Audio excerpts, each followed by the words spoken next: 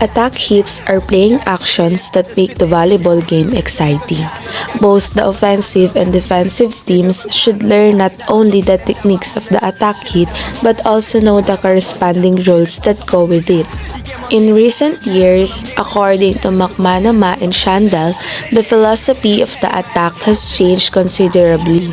Before 1964, the basic attack consisted almost entirely of the power spike.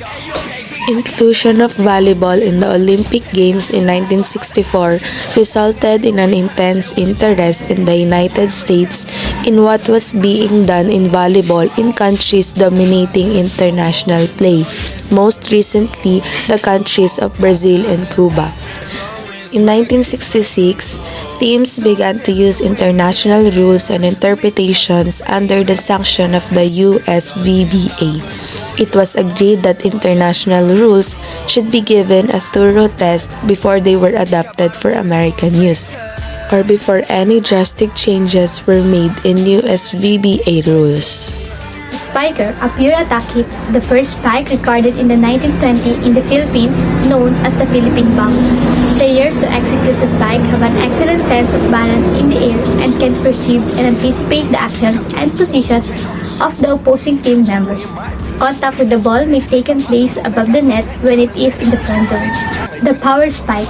Few sports contain a fundamental, more difficult to execute than the spike. It consists of a running approach, a takeoff, contact with a moving ball, and landing without losing balance. It is one of the few fundamentals in sports which requires the participants to jump into the air and direct a moving ball to a specific spot on the court. All actions which direct the balls towards the opponent with the exception of service and block are considered as attack hits. During an attack hit, tipping is permitted if the contact is clean and the hand does not accompany the ball. The attack hit is completed the moment the ball completely crosses the vertical plane of the net or touched by an opponent. A front row player may complete an attack hit at any height, provided that the contact with the ball has been made within the player's own playing space. A back row player may complete an attack hit from behind the front zone. Hand contact and correct arm action. Number 1. Contact with the ball should be made with an open, relaxed hand at a point 6 to 18 inches in front of the spiking shoulder. And number 2 is point of contact and open hand between the base of the fingers and the heel of the hands. Number 3, the ball should contacted slightly above its horizontal axis and directly in line vertical axis. Number 4, spiking arms, the flex and cock, the upper body rotated to the right for the right hand spiker, and extend the left arm and raise it above in front of the head to aim body balance. Number 5, the arm is fully extended and the shoulder is lifted during the ball contact. This lifting of the shoulder gives the extra reach. Follow through for imparting topspin and direction to the ball automatically occur if the hand and wrist is relaxed. Number 6, fingers of the spiking hand will pointing toward the floor after the contact if the spike correctly executed. Number 7, force and acceleration of the ball is greater if the preparatory backswing is properly done. The approach, takeoff, and landing. A. The approach. Number 1. A proper approach is one that aligns the spiker with the ball and enables him to attain correct relationship between the ball and his body. Forward momentum is then converted to upward thrust by using a head ball of the foot takeoff. Number 2. The spiker distance depends on his stride, but normally he should be 8 to 10 from the net.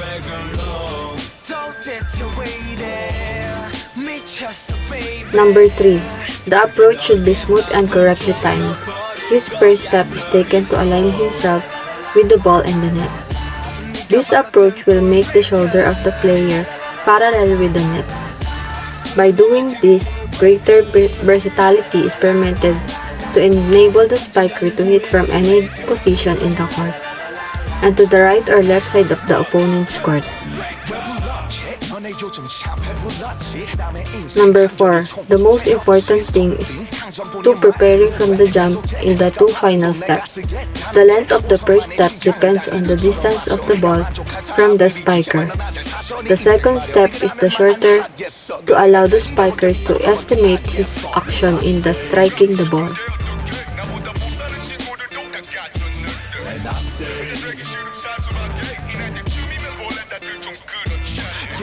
B. The takeoff.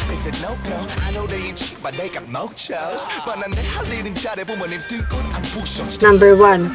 The approach is being concluded in the following positions. A. Heads parallel and planted in front of the body. B.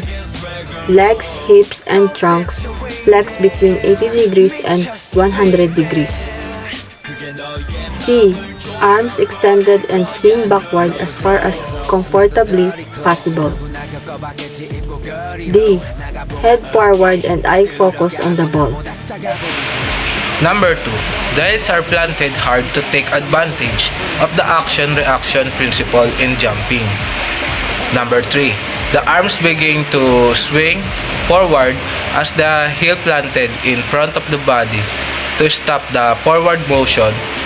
The extending motion of the trunk, hips, legs, and ankles in a proper sequence will strike the spikers upward. Number 4. The spiking arms moves into the cock preliminary spiking position as the spiker arms reach the top of the upward arc. The body leads the balance arms is rotated towards the spiking shoulder, while the back is arched slightly. Number 5. Is completing the spike, the player swing his balance arms downward, straightening his trunk and flexing his wrist. C. The landing. The spike speed should be spread shoulder width to broaden his base of support, thereby improving his balance and equilibrium. The power spikes is still the major offensive weapon, but the new over the net block, accuracy, and deception have become more important than just sheer power.